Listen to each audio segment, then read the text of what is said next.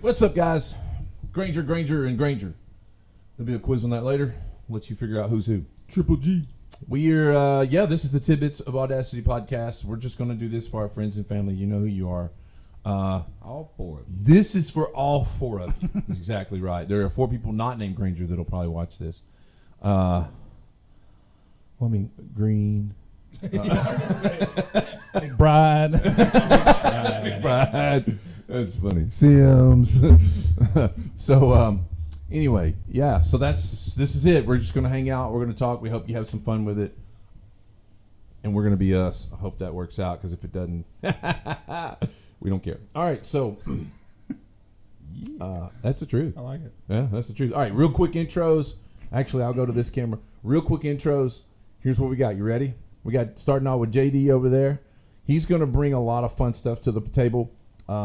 Married, wife, youngin', and he specializes in health science, anything first responders, so firefighter or military. We've got Adam over here, married, bunch of kids, married a long time.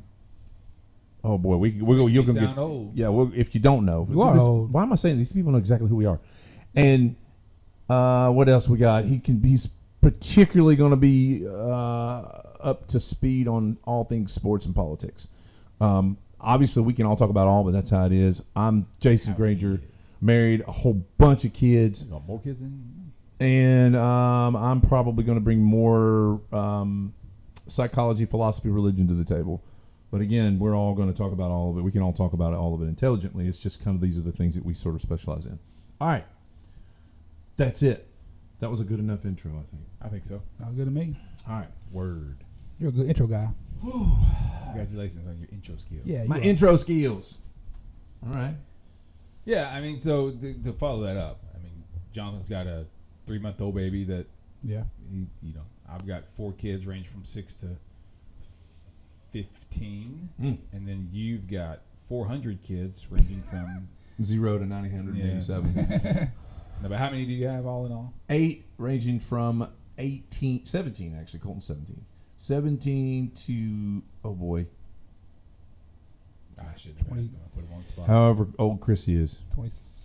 24. 27? I think it's 27. Oh, yeah. I think. That's right. Yeah, you always shoot low. Yeah. Well, yeah, that's true. All right. And yours is blended. That's another. Yeah. So we all come from. My point is, we all come from. We have different angles at everything, right? So yeah, that's kind of the beauty of this. I'm hoping that when we start talking about stuff, we kind of bring our own thing. Like if we just sit and agree on everything, it's not going to be very fun. Nah. But we're going to agree on most things because we were brought up by the same 2 people. Yep. So that's just kind of how that rolls. No, yeah, not really. Kind of, not really. Yeah. I'm significantly younger than these two. We don't care what you look like, there, JD. Just because we look old. Significantly younger. Great. Fabulous. So what's been going on? Real quick catch up before we dive into topics.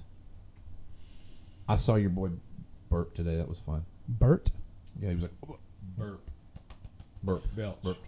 Oh, my boy. Yeah. Yeah. Your son. Yeah, he's a burper. Yeah. He's doing good. He's all right. He's 3 months. What do you do when you're 3 months? You sit around and you eat. And you poop. and cry. That's it. In that order. He's a good sleeper. Yeah. No, nothing. How's work? We same old. It's the fire world. The fire world. The biggest update that I have, I was talking to Jenna about this, is that I should probably play the lottery because I've been pretty lucky the last few days. For 3 straight days, I've had nothing but ghost wipes, and it's been amazing. For anybody who doesn't know what a ghost wipe is, it's when you have. This is so good. I'm just saying. Bring it. This is. I mean, you cannot be this lucky. Like 3 days in a row with no ghost wipes. Like you're lucky to get one a month. Like, for anybody who doesn't know what a ghost wipe is, it's when you have just deposited a steamer in the porcelain bank, and you go to wipe, and there's nothing there, and you're like. Beautiful. So there's a question in that, but so you go to wipe and there's nothing. And you're like, man, that was good. So then you're like, nah, you don't believe it, of course. You gotta do it again. You go to wipe it again, and you're like, clean. You're like, what? I've been living right today. 3 days in a row. Did you try to wipe it sideways? Because sometimes you have to do it the other way to get. I did. No, I'm a folder, so I'll do the same thing. I'll fold and fold and fold, but The same piece. So you wipe, then fold, and then wipe again with the same piece. yeah. I'm Sometimes. bruh. Same. You know that they try. Sometimes. You can't do that on television. Try to get them to do that. Really? Now I've aged myself. Wow. So you had a ghoster. 3 days in a row. I ain't even got the right terminology. You got ghost wipe. I ghost wipe. You know, It's the no poop hardest start sauce. to anything. There's no poop sauce on Beautiful. the purper, and on the purper, on toilet paper. Yeah, and I should ride this train as long as I can. You know, go play lottery. That's strong. Yeah, It's a strong start to a podcast. yeah. I mean, why not? That's been my Why not? That's been my weekend. Yeah, I was really expecting something like powerful. He's like, Yeah. I ghost wipe. Hey. Saved a man. My world. Saved his life. Yeah, this right. week. I came out. No, we ghost wiped. I came out and told my wife, and she Forget was the like, forget the cats in the trees. We saved. He's we. a cat. He's a fire inspector, right? He's going in to try to help people make sure things are in code and then follow up when things happen. No, that's not his focus. His focus is his booty. I mean, you've got to take care of your booty. apparently I have been, Yeah. or my diet or something. I don't know what. I don't know how you. What's the science behind a ghost wipe? Speak to that as a health guy. Like, Well, it's got to be something to it. I really don't know. The I consistent. think that's we more start talking about gastro. consistency of poop. I think that's maybe more for a while. gastro than it is diet, but I don't know how that goes into it. It's this is becoming a shitty podcast. Oh yes. It's definitely something to do with what This you're is- eating and what This you're is consuming. episode 1. Everything consuming. Yeah. I mean, Certainly I'm all sure there's that. something behind that, but I have no idea. I don't know what that. All Because right. you could be eating healthy as you could, and then you still have. All right. One more thing before we move. We'll move over to and catch up with Adam. What's some of the newest stuff you've been looking at that's interesting from your studies from your school? Well, I was going to talk about that later, but Well, we can wait if you want to wait on that. Well, no, I was going to talk about I can set it up now. Is that nothing new and interesting, but just like, we had talked about.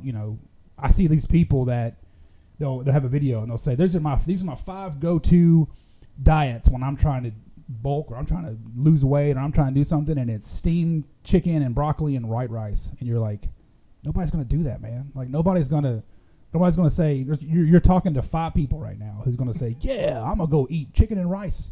And then for dinner, I'm going to eat salmon and rice. And for breakfast, I'm going to eat cottage cheese. Like, that's not, like, we can You're saying it's not realistic. It's not realistic for the 85% of the people that are watching this. And so I just have I have different views on that. Okay. And a he better, did say better. yeah. And you want to have I better mean, not view. better. Nothing's better. But it's just, I don't know. But if food can taste better, you're going to eat it more. Sure. Of course. And so you want to dive a little bit further into that. Not really dive into it, but just give my piece on it. Okay. All right. What's going on with you? I'm in tech field. I find it fascinating this week that I saw where they set it up to see if it would happen, and it did.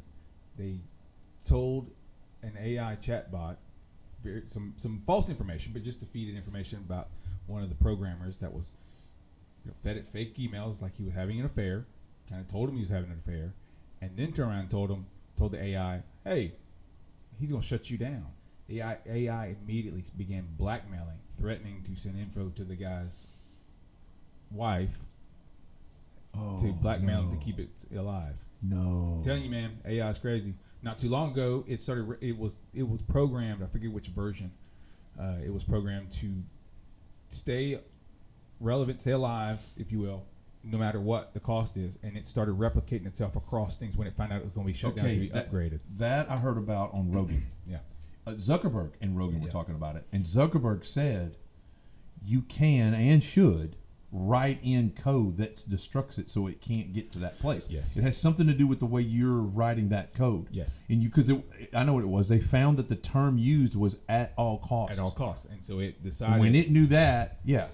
because at the end of the day, it'll still do what you program it. Yeah, Right. because Zuckerberg said he saw this early. Yeah. When he was getting into this, he was like, real early, I saw that.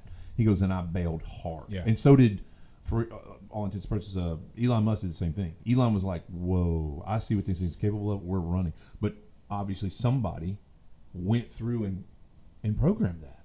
Yeah. Oh, yeah, and I'm sure they meant well, like to protect it. But Sure. Well, my question is, I was going to ask what your extensive knowledge on it is, because I know it's somewhat new and somewhat in depth, I guess. But I thought if anything, computer, you have to what's the science behind that? What's the you at some point you have to program it to do that. Yes. But how do you program it to do something it doesn't know what to do? Like you're at some level that means that we're telling it to do something, and it's doing more than we told. Why is it doing more than we told? Yeah, so it's let me you have add to be limited question. to the person who actually does it, right? I mean, Before you answer, let me add to the question. Brain. It's part of what that is I'm understanding is they're teaching people, or they're teaching these programs to learn as they go. That's the intelligence. So it's to increase the learn off what?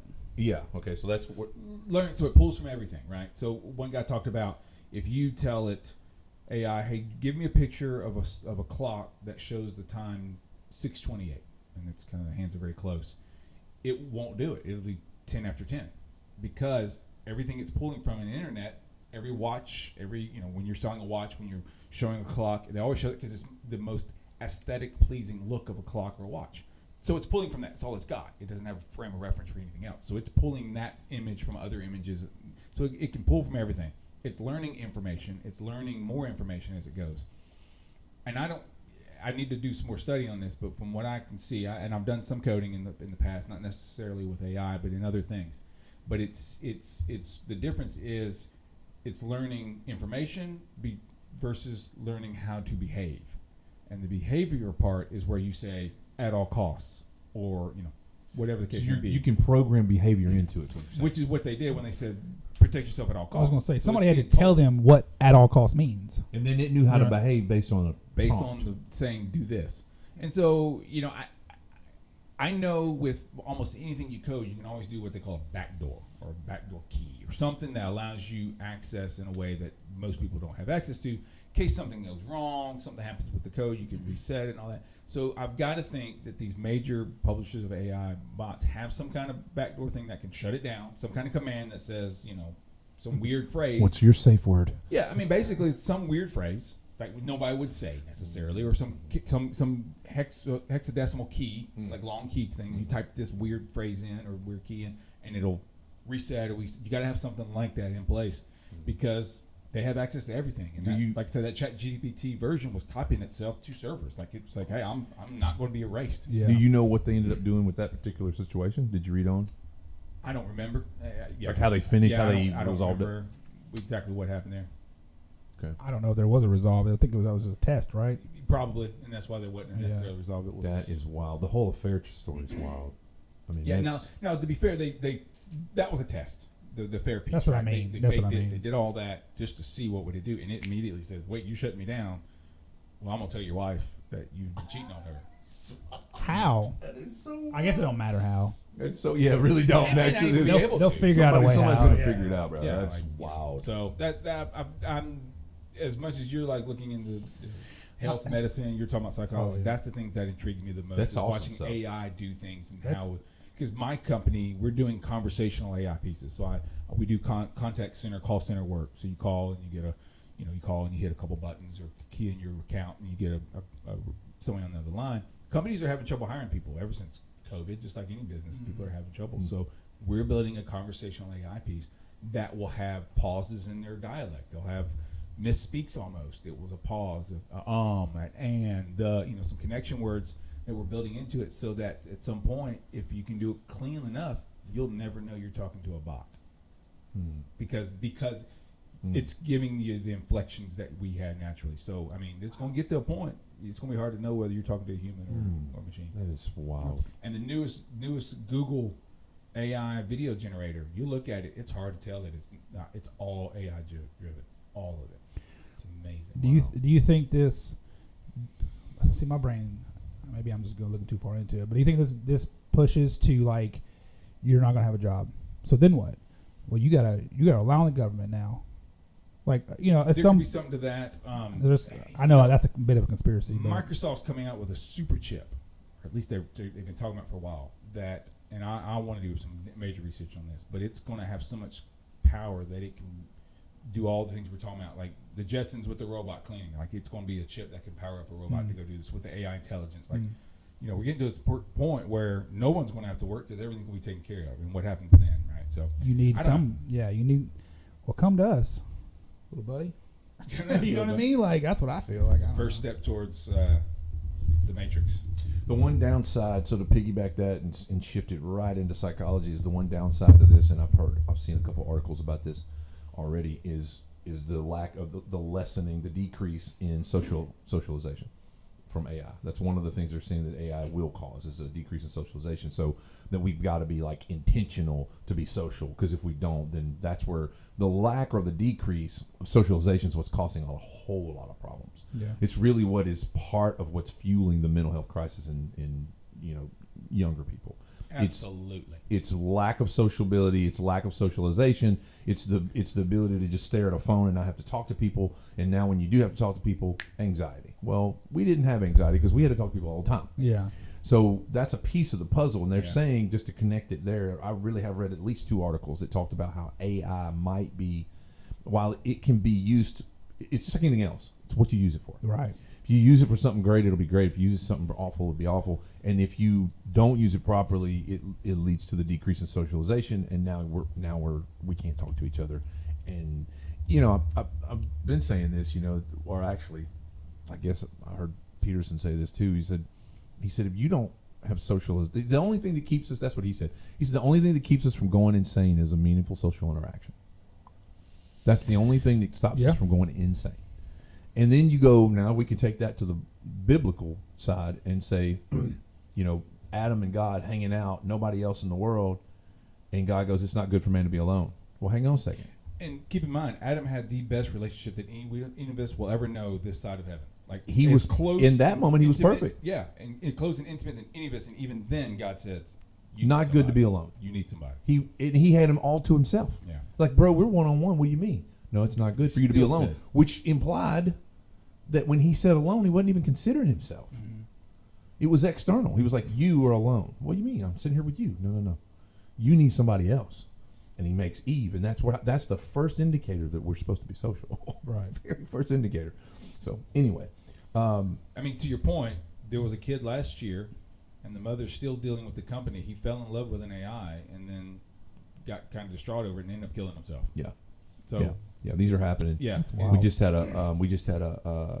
read about a teenager, and I can't remember where. I don't think it's in Tennessee. That it was a 12-year-old, and his grandmother took his iPad from him, and he stabbed her to death. Yeah. And it just now, you can't blame this on iPads. There's just so much of this thing where we're not. One of the posts I made recently was saying that I hope that 2025 is the year that we stop overprotecting our kids in person and underprotecting our kids online. That's the goal. We're overprotecting our kids in person and underprotecting them online. And we've got to shift that back to the middle on both, and then we'll be in a good spot. Now, underprotect them in life, like let them fall off. Hang them upside down by the ankles when they're 3 months old. Don't 3 months. The newest thing. Not that would ever happen. I would never do that. Yeah. Wow. The newest thing is to let kids. And I say let kids. Of course, this is just going to sound really, really axiomatic to us, but it's to let the kids sort out the things with their peers, and don't even get involved. So when he comes in and goes, "Timmy hit me," go talk to Timmy about it. That's the new thing, the new push. And I'm not opposed to it. It's to go sort that out. Oh, I get. Now, maybe in the same room, maybe where I can kind of see and hear it from it's close enough to where I make sure he don't hit you again, or whatever. But I'm not gonna play referee between you and Timmy. Go sort that out with you and Timmy. Unless there's a physical threat or a serious psychological threat, we don't get involved. My wife and I, we let the kids. Now there are those moments where you're like, okay, I got to step in because it's about to be physical to a point that's not safe. Yeah. Other than those two, with a few exceptions, here and there or whatever, we don't get involved. And then we've had other parents call because their kids are going through something. They say, "What? We need to." I'm like, "No, let them be. Let them figure it out." And they always figure it out. These kids always figure it out, right? Again, as long as it's not the threatening. So, and that's how they grow up, learning how to. They suffer from a condition called problem solving. Yeah. It's like, oh, you can problem solve. You don't have to have somebody just come and do it for you. Yeah, exactly. And now, when you walk out into the world, you ain't going crazy because the whole world didn't act like mom and dad. Yeah. Oh, don't get me started on that. All right, anyway, so my newest thing that I've been into is I'm head first into stats on men and boys, and all of the disparities and all of the equality paradoxes and all of that stuff. It's been fascinating to read.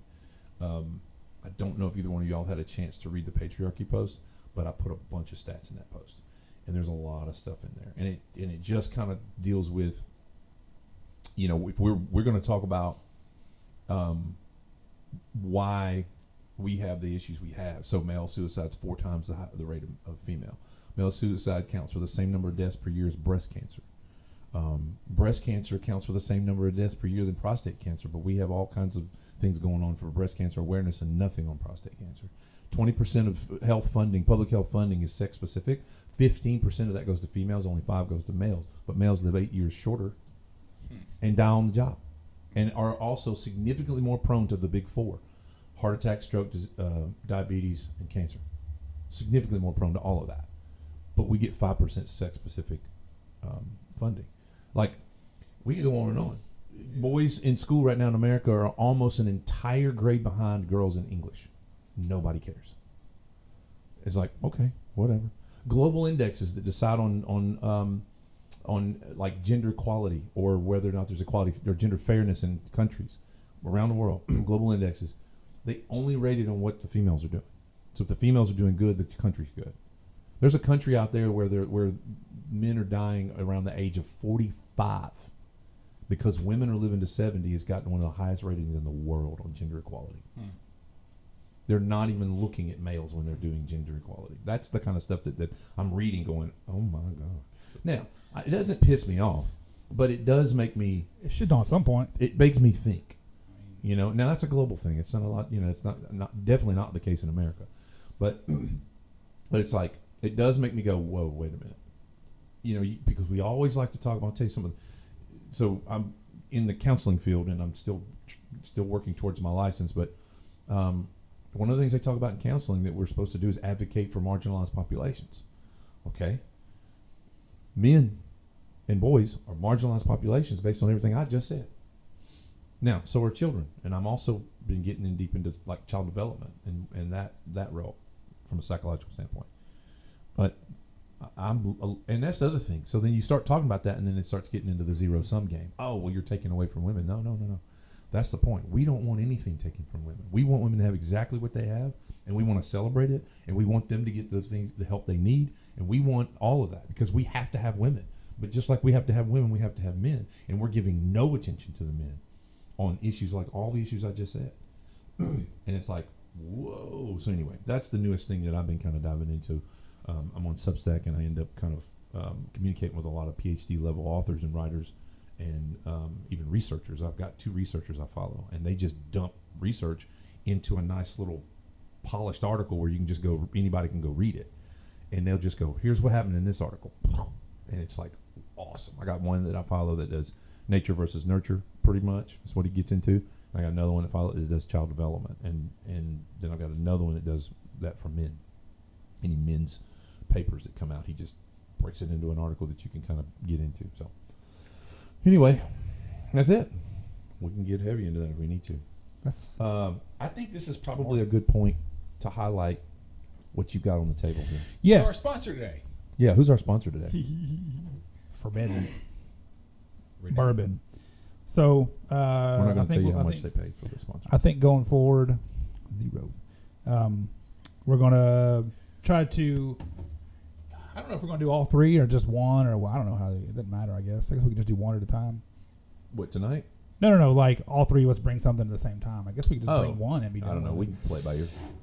Either way, we're going to do this. We're going to have something where we kind of feature something that we, alcoholic beverage that we like. I like bourbon. Adam likes bourbon. I like beer too, though. That you like beer. So we're going to keep it, spicy. This one is called Forbidden. I randomly saw this at a store. I think I texted you. You didn't answer me like in time. So I was like, if you had this, I don't know. It looks good. And I was like, I've never seen it before. And I went in and bought it. Well, I'm glad I did because it's really good. It's it got hints of citrus with some finishing cream. Finishing good. You sound like a commercial. Finishing cream. Yeah. Well, that's what it is. It's the finishing notes on it, dog. Finishing notes. And yeah. That's so Anyway, great. it's got like I think it's got orange zest and some buttercream in it. So Look, I'm gonna say the same dumb things about beer. So and it's been aged. This one's been aged for at least 5 years. Jason, are you going to partake? I am, but I'm not gonna shoot it like I have in the past. Yeah, don't shoot it because Adam will punch you. He will. Not that. Yeah, Pat- For the context here, Yeah, tell the story. I had a 12-year Pappy Van Winkle. you know I like it. Very rare bourbon, hard to get. And it's only 12. Like, there's other ones that are much more rare. And I offered it to Jason to taste it. In mid-sentence, Jason takes it and shoots it like cheap tequila. It's the last time I ever gave him bourbon. Look, where I come from, if somebody hands you something like this right here, you hoot and holler hey. and holler and a swaller, slam and go. Hey, to your point a second ago, this is distilled by a female distiller, and it's very good. I bet she's amazing. Yeah, that's not my point. Like, we love it. We Yeah, love okay. women. We love women around We here. got to learn clean cheers, by the way, so we Oh. can, I don't know any clean Alright, ones. This is to the long That's piece. good. This is the long piece in Tetris. That was good. Took a long piece of Tetris. Oh my god, it's good. It's good. That's the cleanest one I have. That's good. Yeah, that's good. I like that one. I'm we glad doing- I got that. Are we doing toasts? You know, that ain't bad. I don't know any clean ones. That's what I said. 95 proof, so it's not crazy. It's not gonna bite you in the face. That's not bad. For a Yeah. bourbon, I can don't get know on if that's that. in the camera, I'm sure it is, but You know me and bourbon. Well, here's to you, and here's to me. The best of friends we'll ever be. And if we ever disagree, well, F you, and here's to me. I've heard that one. Yeah. The long ones get on me. I can't go with the long ones. All right. All right, so I have come to a conclusion this week Let's do it. that the 90s are not only the last great decade, but is the overall the greatest decade of all time. And I'm going to make it a point that each podcast, I'm going to make a point to prove that. I like Different it. subjects, each podcast. That's so. Okay. I'm in the car the other day listening to "End of the Road" by Boyz II Men. Great song. And they will be a part of a future podcast where I explain why the 90s music is the greatest music decade. Boyz II Men's part of that. But anyways, that's a different topic for a different day. The Boyz II Men song "End of the Road" was on the soundtrack of the movie Boomerang. Have you ever seen it? Know the movie Boomerang? Never heard of it. I know of it. Okay. I feel like I saw it when it was out, but I don't remember. Eddie Murphy, main character, suave, good-looking player, successful businessman. He's trying to find the lady, he wants to marry. Of course, he's with all these different women, finding all the different reasons why he can't be with them. Enter Robin Givens, gorgeous, flat out, Now I remember. Beautiful I woman. did see that movie. okay. And my point here is that the 90s set a level of beauty that we won't match. Because here's my point of this. He chases Robin Givens' character, right? And she ends up playing him, right? So he gets kind of played.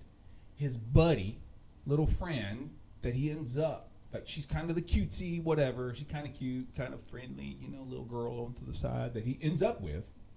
Spoiler alert. Again, cutesy, not very hot in the eyes of the movie, is Halle freaking Berry. Yeah. Halle Berry is Yeah. the plain, Cute. simple girl Yeah. that he ends up falling for. Right. If that's plain and simple, son of a gun, they've set a level of beauty that we can't hit because she is absolutely freaking Right. gorgeous. Right. But she's a simple looking one, right? Right. Now, mind you, Robbie Givens, they're both gorgeous, Right. right? Yeah. So when you got movies that have Halle Berry as the simple, plain looking girl, that's the next level, dude. Now we've got movies with girls that look like flounders with eyes on each side. Like, it just... It's a different level. It's a different level. Birth Her defect. name was Salmon Patty. Dang, my boy. So, What are you saying, SpongeBob? reason number one, 90s is the greatest decade, based on beauty standards alone. All right, I can't agree with that. I do want to throw in a caveat to it and tell me what you think about There's this. always a caveat. It's like a devil's advocate kind of thing. Because I thought, as you were saying that about how her exotic, you would consider her having exotic beauty, but they were calling it plain beauty. I remember that being, and I don't remember because I was around then, but I remember people talking about that being the way people were referring to Elizabeth Taylor, Raquel Welch, I want to say there's a couple more like that. Audrey Hepburn. Some of these names that were from like the 40s, 30s, 40s, 50s.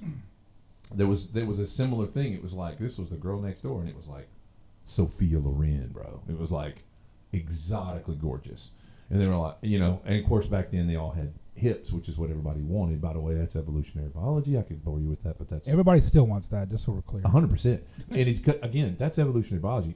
A man is naturally drawn from an evolutionary point. Dwight Schrute wants him. They naturally want that because it looks like it's procreation. That's literally from an evolutionary standpoint. That's why men are drawn to like curves or hips. Is it like we could, you know, we can procreate, and that's. Well, I mean, I see what you're saying there, but point number 2, Saved by the Bell. Okay. You had Tiffany Amber Thiessen. You have, I can't remember the girl's name that played Jessie Spano. Decent looking. Lisa Turtle.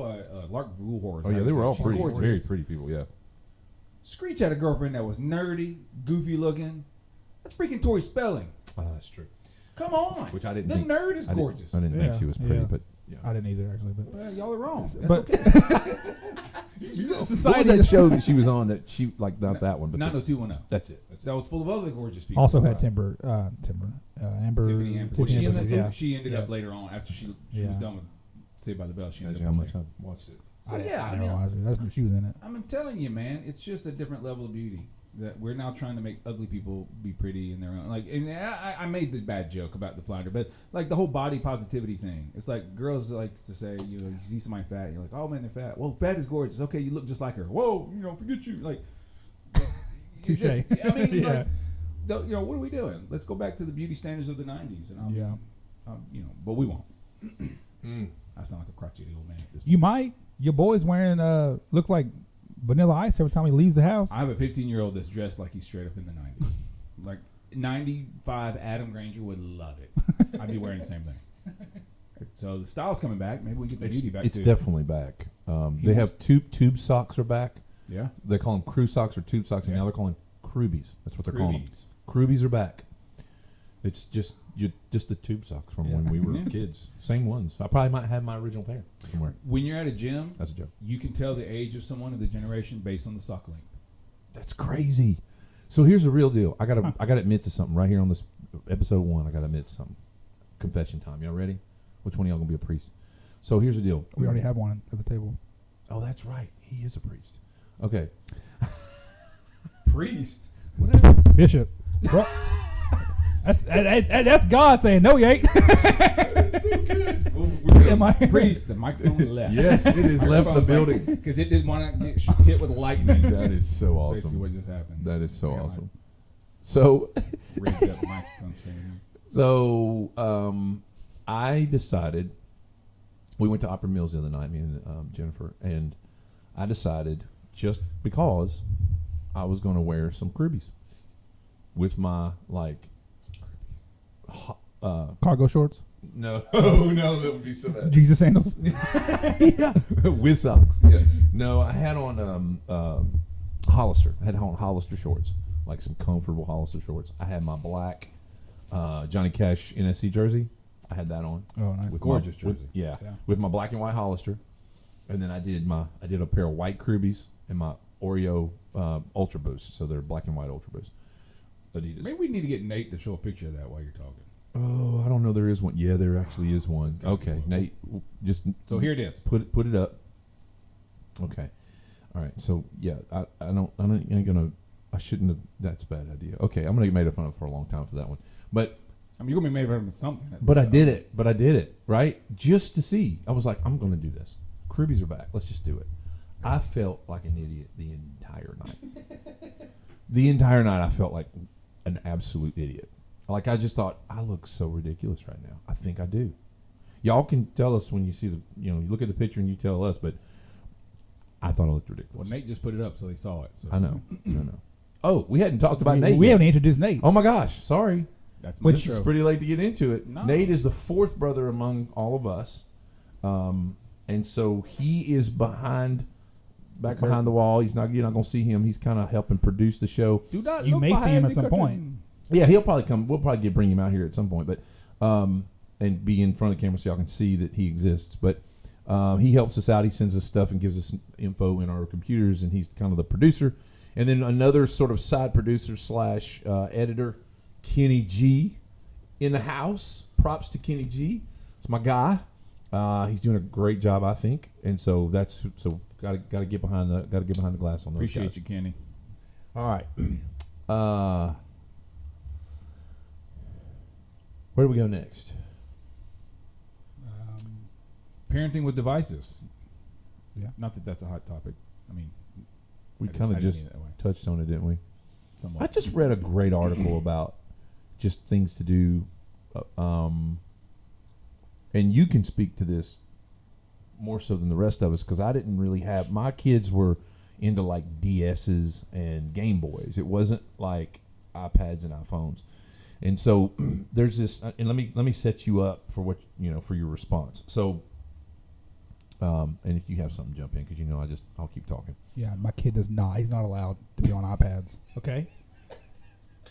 Such a mean dad. Such a mean dad. He's what, 18 weeks? He's 14 weeks. 14 weeks.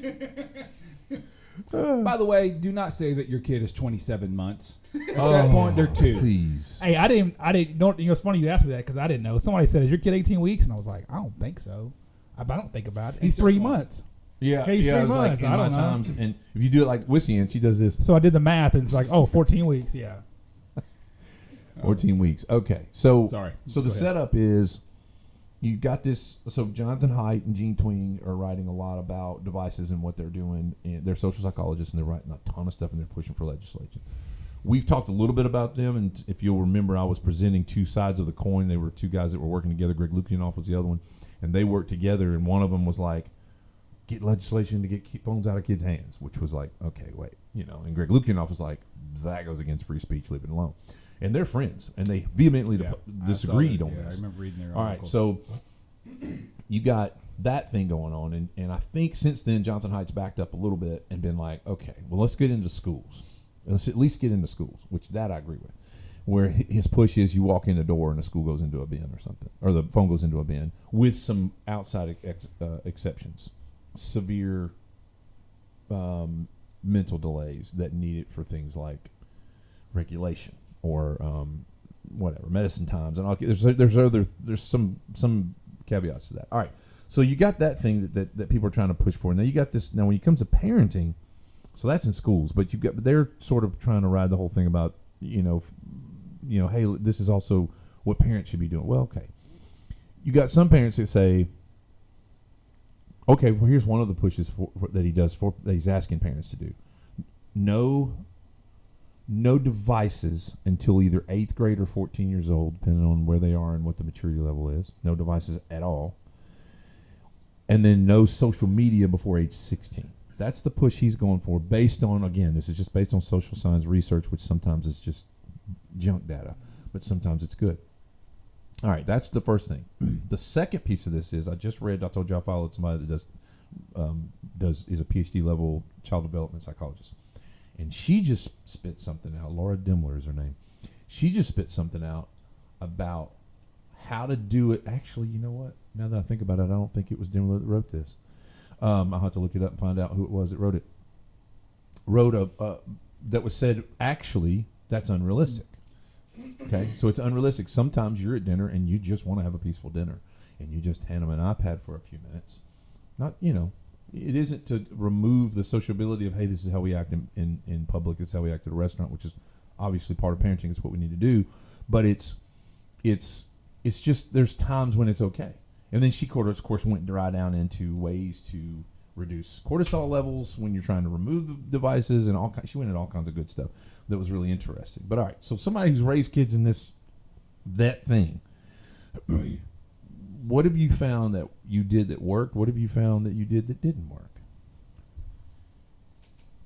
So you say devices, so my kids had iPads at a young age. I say young, at different times, or a phone that didn't have phone capabilities but was just basically an iPod. Right? Real quick to that, he did make a point. Jonathan Haidt made a point to distinguish between ownership and usage, because you can not own one but just use someone's, and he did say there is a significant difference in health outcomes. So things like social ability, emotional regulation, problem solving, all that stuff. Yeah. So the way I look at it, so Matt Walsh is very opposed to kids ever touching a piece of electronic device whatsoever. Okay. I think that's not smart because our world is digital. Our world is, I have a phone. My whole work is based on my phone. I need my phone literally. I'm a fire inspector, and if I didn't know something, I wouldn't know how to. Yeah. All my work's on the iPad. Yeah. I mean, we're a digital world. It is what it is. But that doesn't mean, okay, then just give it to them, let them have at it, right? There's got to be boundaries and everything. So every device has different ways, but our devices, our kids have limits. They have time limits. They have things that it hits. Once they hit the time limit, it's done. They can ask for more time depending on what it is. And then we've got exceptions to that, like their schoolwork. They have school apps that they do their school on. Those are, because at school they do their math on there. I'm not going to limit how much time they have on their math, right? So you can adjust it and do whatever you need to there. So I think just like anything, kids need to learn slowly how to utilize the tool, which is a phone, iPad, whatever it is, and recognize that it's a tool because it's nothing more than a tool. You can take this hammer and use it as a tool. You can also use that hammer in a very dangerous way, like it's a tool. And so, yes, giving your kid unfiltered access to the world is a very bad idea. And I agree with the social media, even though I haven't fully followed that. Based on me not following it, I figured out probably best to wait till at least 16. And in reality, social media, there's no real good for a teenager. There's very few positives and more negatives. So I would say, at least with my second two, they probably will not get it. They definitely will not get it till 16, and they probably won't, who knows if they'll get it at all. And then we'll gauge that. To your point, we'll gauge that by their maturity level and what they do. So I just there's certain, and I'll preface this, and this sounds kind of like I'm watering it down and getting out of it. Every child is different. I got 4 boys. 100%. I raised them as similar, but not the same. Okay. Yeah. And so one boy, I may say he'll never get social media, and the other one's like, man, he can handle it because he don't even want it. Like you don't, So every kid's got to be different, and there's no end all be all, and that's why I hate the idea of legislation. There's no end all be all with anything. From birth. Yeah.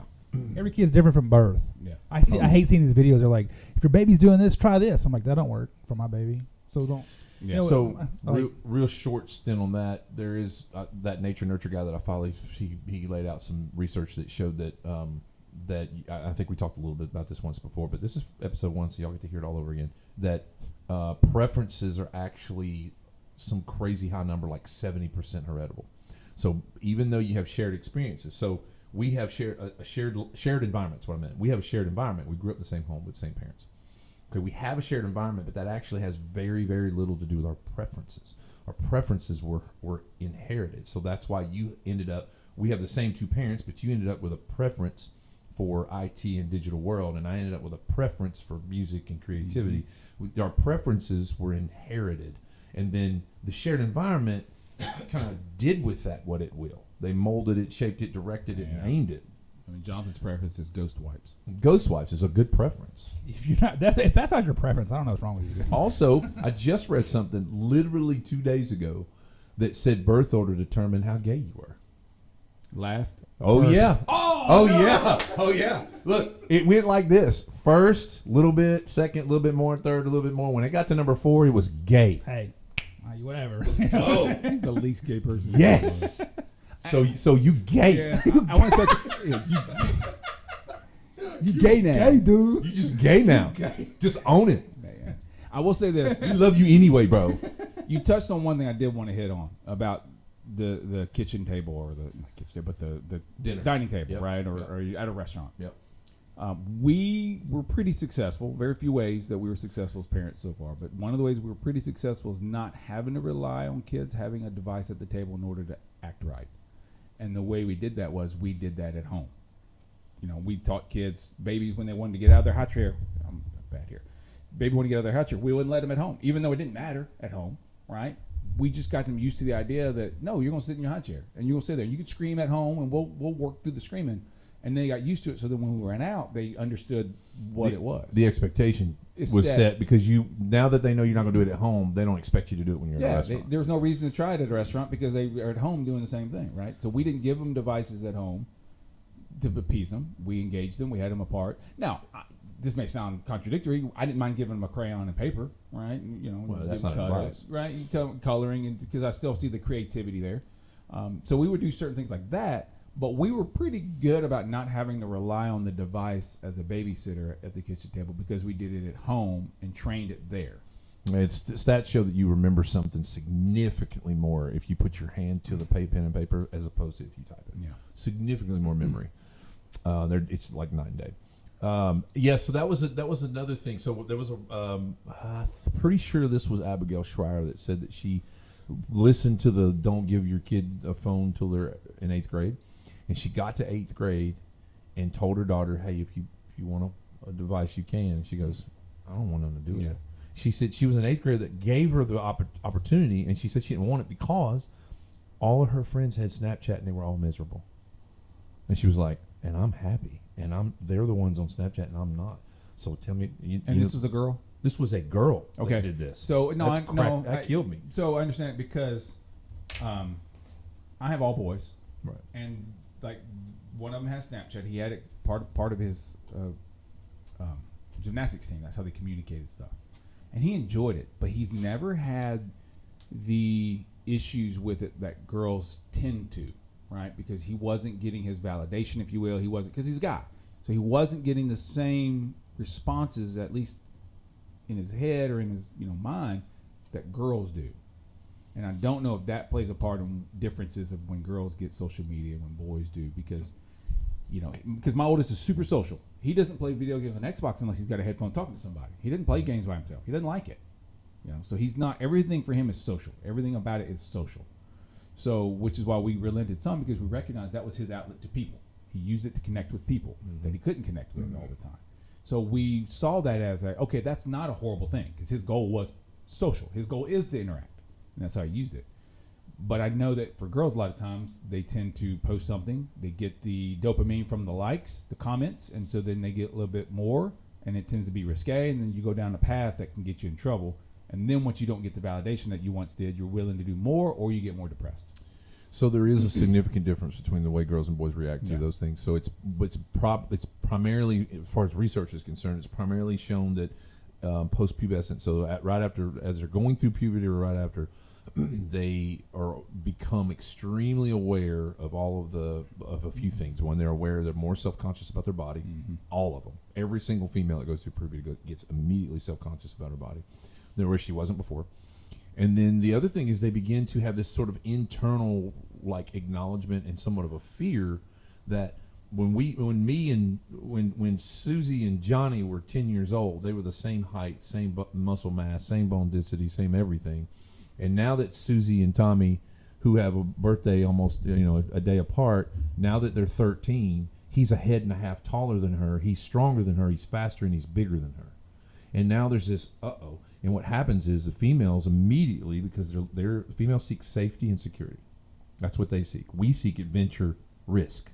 That's where we're going. We want risk, we want adventure. They want safety and security.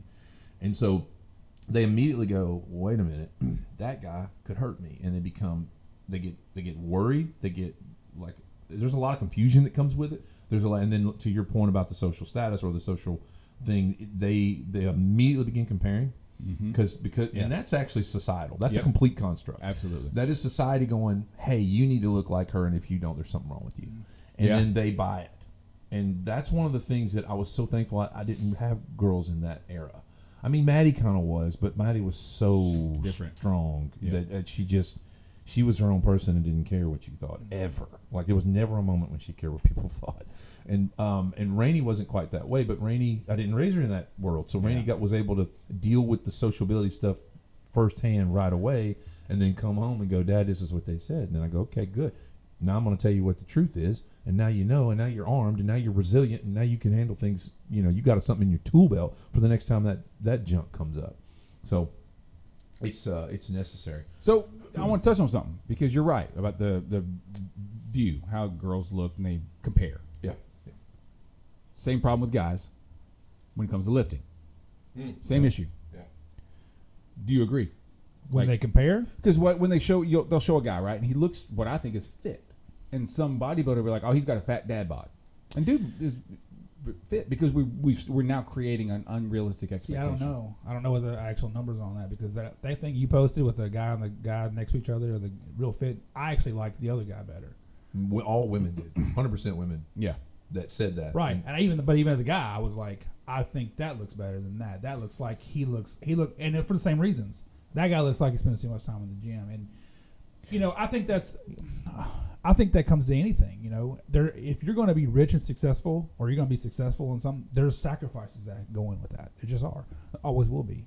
And I think if you're in the gym and you look like that, there's going to be some, and you've dropped something off. And so who's the guy who's always calling people out? Joey Swole. Joey Swole. He says himself. He says, I don't compete because I know that will take me away from my family, and I don't want to do that, and my friends, because I want to still be social.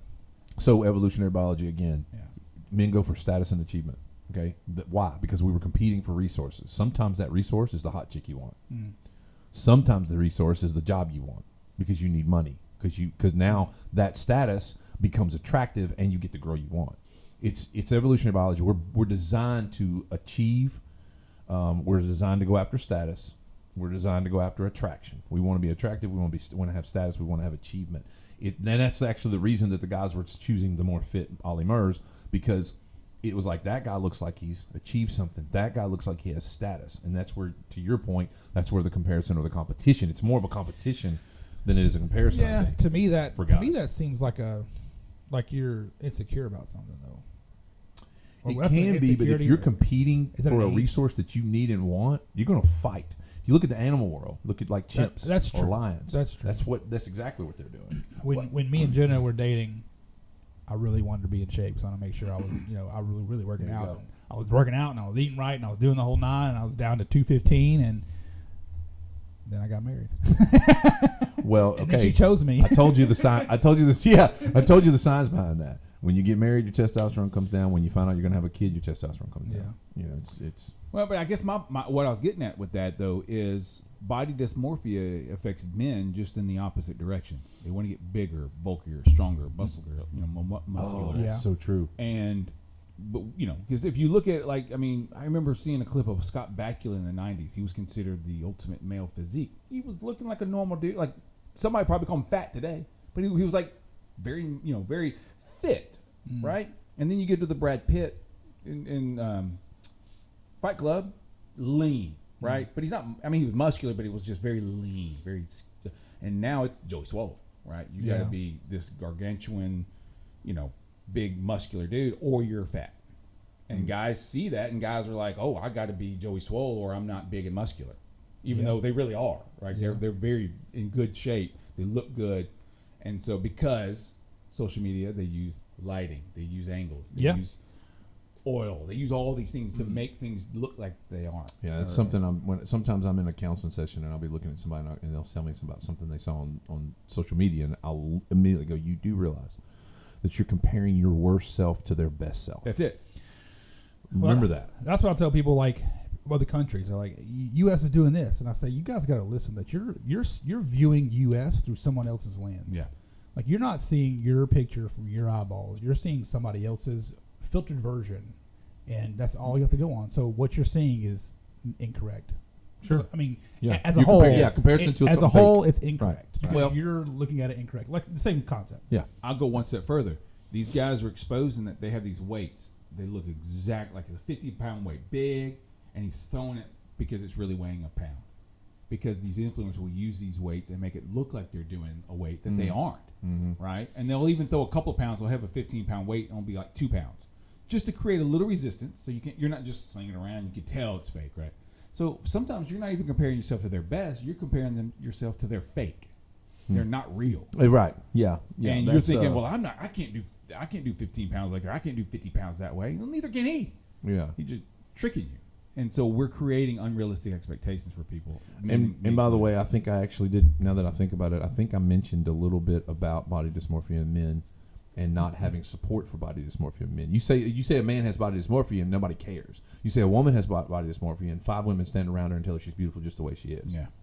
Like that's the way that goes, and that's just societal. That's a construct. That's dudes being sort of, told that's the way they have to be. the one caveat I'll throw in there, the positive side is the men are trying to better themselves, work out, lift, do those things, whereas typically the women are doing the opposite, right? They're starving themselves. They're doing the things that's the thing. So that is the one thing I will say the difference. And it could be, and he's about to probably touch on this. It could be too much, and that's where it becomes dysmorphia. No, because you can get to a point and like that's healthy, but you keep going and you start sacrificing daily living activities. And that's true. That is a fair point. No, well, that's true. But what I was going to say was, and this is I could go in the whole world with it, but it goes down Touch to on it, and we'll talk on it next time. Women have this concept of I need to eat less and I need to do cardio, which is not optimal. Yeah. It's not that cardio is not fat burning. Cardio is for your world. Cardio is for dopamine hits. Cardio is for endorphins. It's for health, like your mental health more than anything else. It's good for your heart. It's good for your heart. And that's good. But there's other things you can do for your heart as well. But cardio is a lot of mental health reasons why you do that. It's not for fat burning.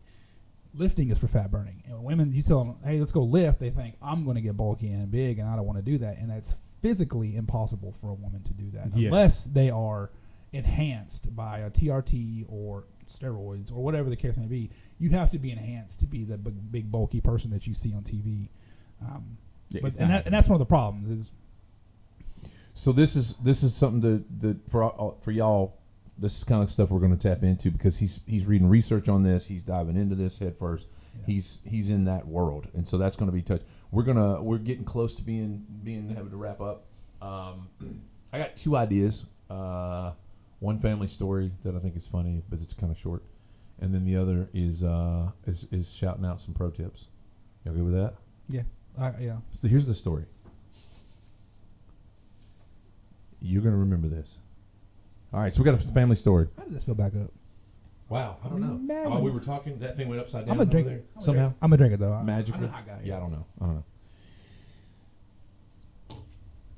I don't remember where we were, and I don't even remember a lot of the context. What I do remember was, in our lifetimes, I was never dumb enough to challenge Larry Joe.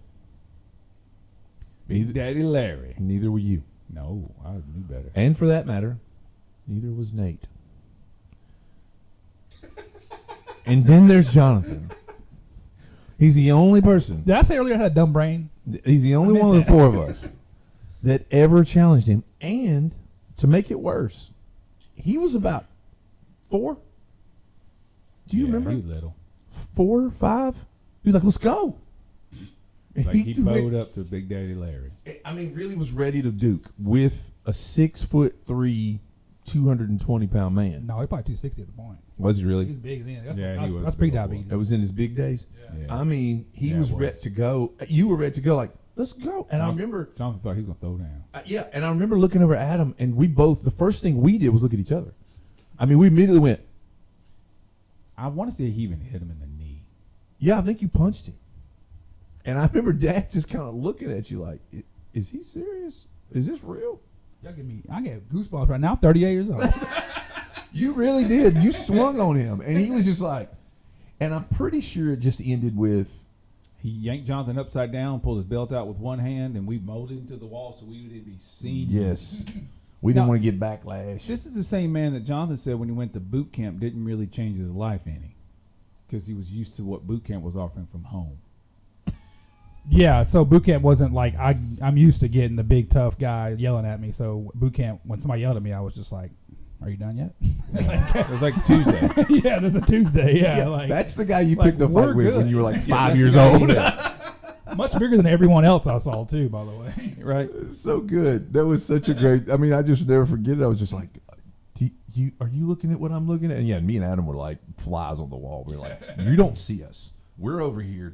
We do not condone this. We do not approve this message. Like, yeah, it was great. All right. We might have Big Daddy Larry on here one time. That would be fun. That'd be fun. We'll see him to be real fun. If we get him to tell his story. We talk about 6 months, 6 years, 11 months, 4 days. Oh my Lord, have mercy. So that's we're gonna do it. We'll try to do one of these segments every week. This week, we're gonna call it Just the Tips, and this is what we're gonna do. We're just gonna give you pro tips on the various things that we're good at. So,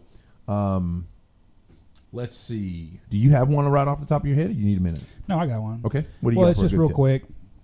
Earlier, I talked about when somebody They said, here's my diet. It's grilled chicken and white rice and broccoli, and you're going to eat that once, and you're going to say, man, I'm going to go so good, and then you're going to get hungry and eat pizza.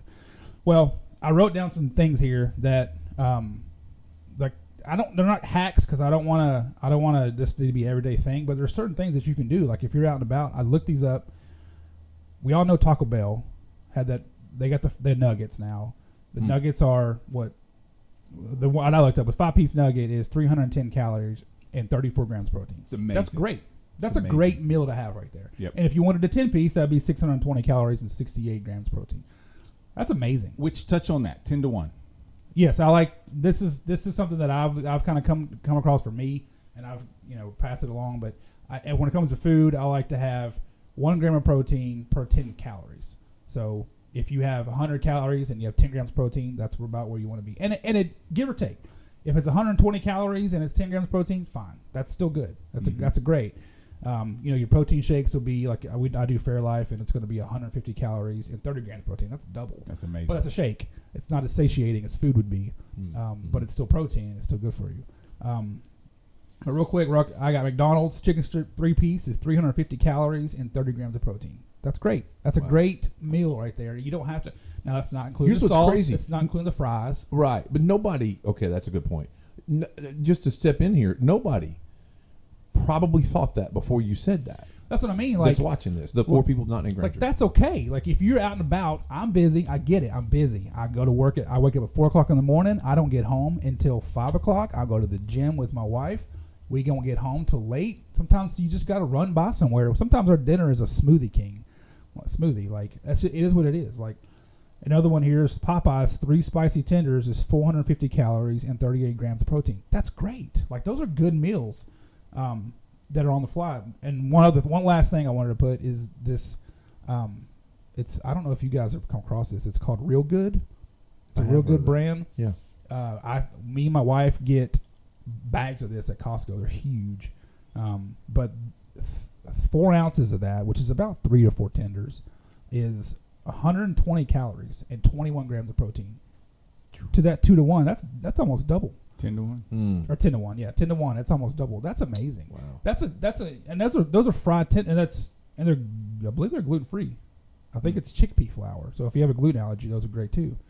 But on top of that, things like people, I like to dip mine in ketchup. I know that's weird. People think that's weird with ketchup with chicken, but ketchup's 20 calories per tablespoon. Mm-hmm. Somebody asked for what's a low calorie ketchup? Ketchup's a low calorie ketchup. Like, ketchup is low calorie. Well, like, because I've been seeing this meme going around that's saying ketchup, 3 tablespoons of ketchup have just as much sugar or more sugar than a donut. Yeah, that's right, but it has half the amount of calories. I don't care about your sugar. That's like the Twinkie diet guy. For the 85% of the people, you don't need to worry about sugar as much as the person who has diabetes or whatever. You need to worry about calories, and if you're trying to lose weight and get healthy, and when you have and ketchup has low calories, and so or you could there's nothing wrong with going. What's the G Hughes, I believe, is the sugar-free barbecues and all that. You can dip them in that. It's low calories, 10 calories I think per. Anyway, I just thought I'd throw that out there because you don't have to eat boiled chicken and rice to be healthy. Right, that's really good. You can eat a Real Good, which that's all 4 of those people watching this are gonna be like, go out and buy some Real Good. Hey, this is brought to you by Real Good and Forbidden. You just made 4 people healthy. Yeah. Anyway, what do you got? Anything thought of? I used to wrestle with my kids when they were young. I have all boys, so all my perspective is from boys. If you got a girl, sorry, I ain't got much for you. I got that department. But one thing I've learned is if you spend 10 times the amount wrestling or whatever your kids do, right? Everybody's different, but for me it was wrestling and just roughhousing. Mm-hmm. You spend 10 times the amount of roughhousing with your kids than you do discipline. The discipline will be much more effective in that manner. If your kids know you care and want to be with them and play with them, hear them, then when the discipline time comes, they understand that you're not just a mean big bad guy that shows up to discipline because you've been spending so much time with them. So that's another 10 to 1. Spend 10 times the amount with your kids playing than you do discipline, and you'll get a much more effective time. I like it. got to be balanced, and that's even not even balanced, but imbalanced in a good way. If it's going to be imbalanced, yeah, it's got to be. That's the thing that I'm seeing. I'm seeing right now. I know a family I can think of off the top of my head right now, where the dad and the son don't get along, and it's the dad has zero good things to say to him, zero, and I'm like, you can't expect him to listen to you if that's what you're going to do. Sure, you can't, because he doesn't believe you. He doesn't believe you care. He just believes that's the you. care. Yeah, that's he just believes you want to piss him off. He doesn't think you care, and when you spend that much time with them, playing with them, and enjoying them, and hearing them, listening to them, then they know you care. When you say, "Hey, look, you got to quit doing this, and this is the consequence." You know, I don't really even believe in punishment per se, because only one took all their punishment, right? But there are consequences to what happens, and so I let them know there's a consequence. Would you equate? So you wouldn't equate punishment to discipline? I would say consequence.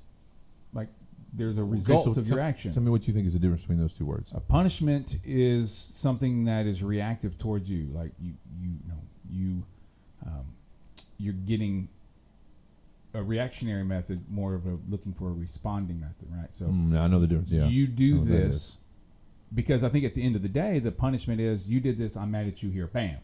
Here's your punishment. Whatever that is, spanking. This, or you can say, look, you've done this, and because you chose to do X, Y, Z, this is the result of that, which is now you're grounded. Now you don't have your phone. Now you don't have. So the consequence is more response. It's more on the kid to let them know I didn't choose this. I did not choose your grounding. Yeah. You chose your grounding. I gave you a set of things to do. You got to do these things. This is my expectations. If you didn't do them, I'm not punishing you because of that. You're suffering the consequences of your action. So it gives them punishment's ownership. almost unilateral.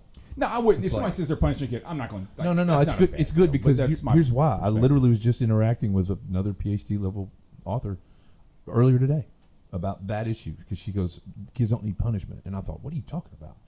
I think that's what she was meaning. Now that you said that, because I remember thinking that's crazy, but I think that's what you were meaning. I think it's the punishment's unilateral. It's one directional. It's me to you, down, go. Whereas a consequence is sort of a bilateral. It's sort of like, I have to do this because you did this. Yeah. At the end of the day, because it's letting the kids know you've chose this. This is your choice. I said, look, all you got to do is clean your room. Right. Clean your room by the end of the day. Well, you didn't. So because you didn't, you chose not to do that. You've chosen your punishment. Because I didn't say, oh, you're going to get this no matter what. You're going to get this based on your decision making. So does the punishment line up? What's the punishment? Like, should it be like, all right, your punishment is you're going to clean that. I'm going to sit right here and you're going to clean it till it's to my specifications. Now you're punishing yourself. Right, but I mean, what's the like? Is there a relationship with the punishment to the problem? You know what I mean? Yeah, I see what you're saying there, and that's the part of being a parent, right? There are creative ways to do that, right? Some, I went through a parenting class with our church, and one of the consequences for they had 4 kids, and one of them, he was the only one that got the consequence was to go outside and pick up sticks, and they had sticks galore, like that was. But the reason it was only him was because he gathered his thoughts better outside. He was better outside, right? He was all upset and mad. They sent him outside to pick up sticks. He was able to come back down and understand and think clearly because outside was good for him. So their consequence for him, and there was more than just that one, but he was the only one that had that consequence, because the others, it wouldn't help. They would be a reactionary. It would be a problem. For him, it was helpful. It was healthy for him. So it doesn't necessarily have to correlate, right? You didn't clean your room, now you have to clean your room. But it can be, look, you just therapeutic on some level. If it gets them out of their own head, do that, and it, again, goes back to every kid's different. Some kids, I can tell them, like I got one kid, if I took his phone, he'd lose his mind. The other one, I take his phone, he'd give it to me. Like, he wouldn't care.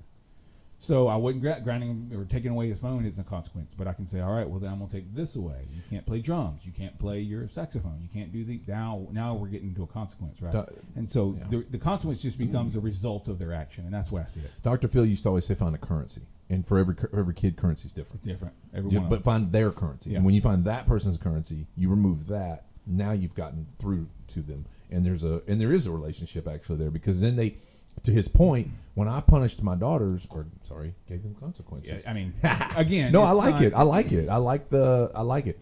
So when there was a consequence, the consequence was you do realize that I'm the person that cares about you more than anybody else in the whole planet, right? And they never could deny that. Like, yep, you love me more than anybody. Okay.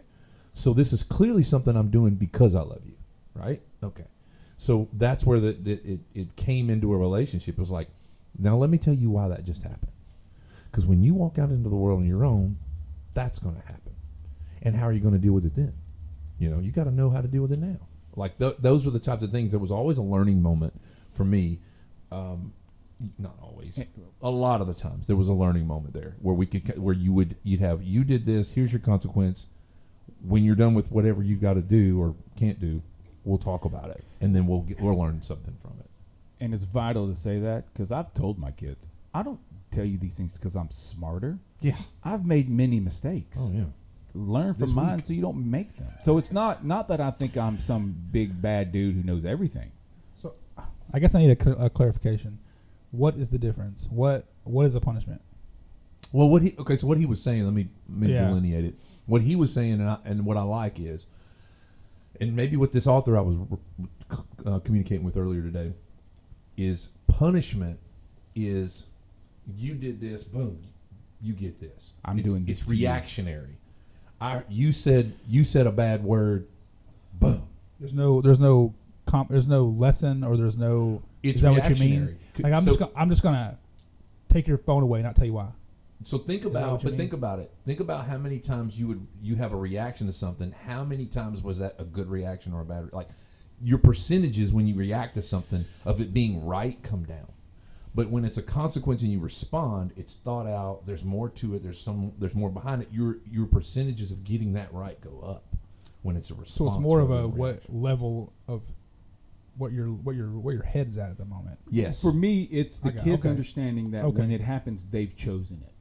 Right. It's a consequence of their action, not a punishment due to their action. So the consequence of their action is they did this, and because they did this, now they have to deal with the repercussions of that. Because let's face it, in life, that's what happens, right? If you decide I'm going to speed like crazy, well, the consequence is I get a ticket. Right. If I do this, now if I don't speed, I don't get the ticket. And so I own that. Right? I sped, I own the ticket. I got it. But it's not like they were, I don't feel like it's a punishment like you sped, now you get this punishment. Yeah. So it could be semantics, right? It could be just, but it's the psychological part of it. I want the kids to understand every action, there's a reaction, right? And there's something happens, and they understand that when that happens, I'm not big bad guy dropping a hammer on them. Yeah. I'm just letting them understand that because they did something that they weren't supposed to do, there's a consequence that ends up from that action. Having said that, I do believe I still push out because it's phonetically cute, but I push out the 4 Ps: praise in public, punish in private, and 100%. And to me that, and I'm saying the word punish, but because it's phonetically cute, but it still applies. It's the same thing. And so to your point, it is a little bit of a semantical argument, but it's good to for me, especially I'm somewhat of a philosophical thinker. It's good to sort of delineate it. It's good to go, this is what this is and this is what this is, so that we know what one looks like. So I don't want to go like, to me now what he's saying is almost like if I'm punishing someone, I'm pissed off about it. It's me acting on you because I'm pissed. Whereas the consequence is you did this, so here's what happens to you, and I have to be the enforcer. It's bilateral. We're together in this. I've already told you what you know what the expectation was. You didn't meet it, so here's what's going to happen as a result of what you did. It's different, and you're a lot more under control in those moments too. For somebody who had a temper like I did, sure, that's very cute. Sure, yeah. Somebody who had a temper like me, we all have a temper. Right? Oh, that's a great name. Yeah. By the way, real quick, we'll have Dad on here one day. Yeah, we'll have Larry on it. We'll give you all the reasons why we're where we are. Jennifer said, she goes, I don't know that I know 5 people more stubborn than the Granger men. Yeah, I mean, I can't. She goes, I don't think I know anybody on planet Earth more stubborn than those 5 men. And she, like y'all wasn't even, like I wasn't even in the room. She was like, y'all, those 5 men. And I went, she ain't wrong. Yeah, you ain't wrong. All right, let me yeah. let me wrap this up with my little quick one. I'll just make mine really short. Play with your tip. My pro tip is going to be, it's just a tip. It's just like this. It goes, and this is happening a lot lately. Ladies, Lady? I know I can't because I was thinking Lady? ladies. This has been happening a lot. Ladies, women are communicating to either other women. Sometimes they'll communicate this to me in somewhat of a counseling session, but they're frustrated when their husband doesn't do certain things that they've never told him they need. And granted, Dad told me a long time ago, if you want to have a good marriage, learn to hear what she's not saying. Okay? It's great advice, really hard to achieve, but great advice. Okay. But what I'm learning is that they'll say, well, I want this. Like, I need him to do the dishes without me telling him to do the dishes or whatever. Okay. When's the last time you told him that? Well, I ain't telling him. Why? Well, he should just know. I'm seeing that a lot right now. To the point where I'm going, you got to be kidding me. Like, and almost, and I don't mean that mean, but I know why. So, short version. The quick why is that women are relational more so than men. Okay, so they're just more relational, more communicative, typically, and you would think, well, then she'd want to communicate that. But they think everything is sort of in one box for them. The way they think about everything is everything's tied to everything else, whereas we think compartmentally. We'll divide everything out into its own space. And so if you tell me, I need you to pick up. For instance, this happened recently. Jennifer said, I need more help around the house. Okay, where? Well, I went, no, I don't know. Where? Well, when you see something, pick it up. I said, if that's the case, if I could accomplish that, I would have already done it. Right. If I could accomplish that. I can't accomplish that. What I need you to do is tell me where my territory is. Okay? What room do I need to own? If you'll tell me the room I need to own, now that's mine. I got it. Now we're good. You have to communicate to me the space and go, see that space right there? That's yours. Make sure that stays clean. Got it. But if you just go pick up what you see, well, I don't see because you were having this conversation. Because you're not happy about whatever's happening. I don't mean to not, I don't mean to not help. So anyway, ladies, he doesn't just know. He needs to be told. He doesn't just know. Should he? Yeah, and that's okay. That's okay. Yeah, there's nothing wrong with that. Right. There's nothing wrong with telling him. Just tell him. Right. Now, if you communicate that to him and he still doesn't, now we've got a new problem. Right. But until then, you really cannot, just like with kids, you can't expect kids to just know certain things. We think that's common sense. You should just know. No, they don't. They don't just know. And unfortunately, I am comparing men to kids. But they don't just know. All right. Men, and on the flip side of that, the pro tip here is because I've run into this lately, men not satisfied with the frequency of bedroom activity. And my immediate response, why did y'all look at each other? 6 years, 11 months. 2 days, 14 hours. Inside jokes that we're not telling. We'll never. That goes to our grave. So there's some men that are saying this, and then my question to them is usually, when's the last time you did something that made her feel loved and seen? And usually it's like, well, I go to work. Like, well, that ain't getting it. I was running, Jenny. It's like, no, do something special, specific. Another reason the 90s is the best decade. There you go. That makes her feel seen and heard and special. It gets to her emotionally. And out of that investment, small investments, not a lot, you're going to get the things you want. It's just the way that works. And she has to know that you're going to be willing to meet her at her emotional level, so she will meet you at your physical level. Gotta happen. I know y'all know this, by the way. I'm saying it for the 4 people that are watching. Yeah. No, I mean, I don't. Jonathan disagrees. No, I don't disagree. But on some level, Jenna's like, really? No, me and Jen. Jen ain't made it this far. No, me and Jen agree.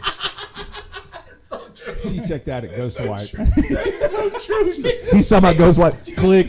Jenna checked out at Ghostwipe. She did. She did. She went, click. I ain't watching no more of this. It's so she made true. it to Ghostwipe. She didn't make it to the PE. She's like, nope. I'm out. Oh, man. That's so good. Oh, all right. What I was going to say was... It ain't nearly as good. No. What I was going to say was, like, I think there's an opposite. There can be an opposite thing to that too, though. Like I think if a woman shows her affection to you, then you're going to want to get up the next morning and start doing dishes, and you're going to want to start about you're going to all of a sudden I'm doing something right now. What kind of affection are you talking about? Sex. Here's what's so beautiful about that. I thought I was going to get him, man. No, Didn't even. here's what's beautiful about that. That's exactly right. In some cases, and I've seen this both ways, by the way. In some cases, if the man will initiate something special for her, she will reciprocate with sex. In some cases, she just starts out with sex, and then he gets up and cleans the whole daggum house. Right. It just depends on the couple. Right, I've seen it both ways with both couples. Yeah. And sometimes sometimes it's a power dynamic, but it's not usually. But there is this lean of imbalance. And I mean, my wife has had people in her chair. She's cutting her hair, and she goes, "Go home and have sex with your husband." And they're like, she's like, "I don't want to do that. Go do it and watch what happens." And literally come back and go, "You're not gonna believe what happened." She goes, "Yeah, I will." She's like, "I went home, decided to just do what you said. We had sex that night." He got up, he made breakfast, he cleaned 3 rooms, and he had a load of laundry done before I got out of bed. So I saw a post. That's happened. Yeah, I saw a post that lady Wild. says the days she wanted her husband to do stuff. Like if she just got up and she said, "I want you to do X, Y, Z," he's like, "I'm tired. I got to rest today." He wouldn't do it. But she figured out if she started the day off having sex with him, then he did all the things. And she's like, "I don't even feel bad for tricking him." And somebody responded, "You weren't tricking him. He knew." Well, maybe It was a mutual agreement. Maybe. He understood. He understood the assignment like he did. So I mean, even if you're like you're saying, like it may be manipulating, taking control. We know it's not really manipulation as much as it is knowing what drives them, what motivates them. What motivates you is not going to be what motivates her. Well, back to you, it's evolutionary. Like I mean, Oh yeah. you keep me happy, I'll keep you happy. Oh yeah. That's the way this works. Like Yeah. I mean, both ways. Yeah. You know, Yeah. I'll keep Yeah. you happy, you keep me happy. Yeah. You know, that kind of thing. Like, Yep. anyway. Anything I else before scratch we? your back, you scratch my nuts. Okay. We got. Y'all got anything else? Ain't nobody Yeah, nobody made it this far. Who's here? He's like, I ain't got no more bourbon. Anything else? We good? Anything else you want to touch No, on? man. No, I'm good. We've covered a lot of topics. We've got what's beautiful is we've got some things we know we can talk about. I want to we hear got some more future about topics, I want to yeah. hear more about what you were talking about, how cardio and Yeah. all that stuff's going to be fun to get into. Yeah. Cardi B. Yeah, that too. I can talk about Cardi B. No. I didn't want to do that right into the mic. Yeah, we got some fun stuff to talk about. All right. Guess what? That's it for the number 1. We'll get to the rest of them. Oh boy, this is gonna be fun. Actually, This is good. that was good. This is gonna be fun. All right. Thank you guys for sticking around. We'll argue more, I promise. We will not get along about certain things. I can guarantee it. In a good way, obviously. And that's the other thing is why not? Why not have civil discourse and go, hey, by the way, this is what it looks like. Like, let's go. So that's it for us. Tidbits of Audacity. And as always, stay classy, GP.